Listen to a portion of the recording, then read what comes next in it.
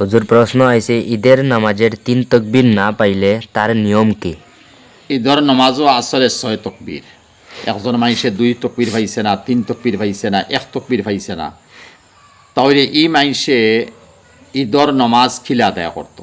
শরীয়তর মাসলা ইয়া হলো যেমতো প্রথম 3 তকবীর পাইছে না, কিন্তু ইমামরে খাড়া অবস্থাত ফাইলিছে, ফাইয়া গিয়া হে রুকু সজদা করে।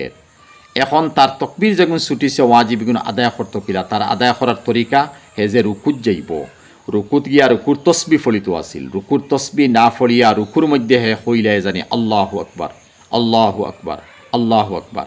এরপরে 3 বার হওয়ার পরে যদি সময় মিলছে তে ফাললে রুকুর তসবি আদায় করুক, ফারুক না, তার কোনো অসুবিধা নাই।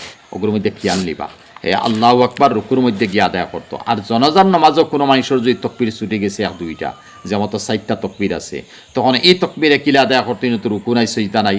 তার তরিকা ইয়া হলো যে ইমাম সাহেবে সালাম ফিরাইবার আগে, ইমাম সাহেবে সালাম ফিরানির সময় হে না ফিরাইয়া হে তকবির 1-2টা যে ছুটিছে তার কইলিত আল্লাহু আকবার, আল্লাহু আকবার, এরপরে হে সালাম ফিরে রোক। হিনো রুকু নাই, হিনো সজদা নাই।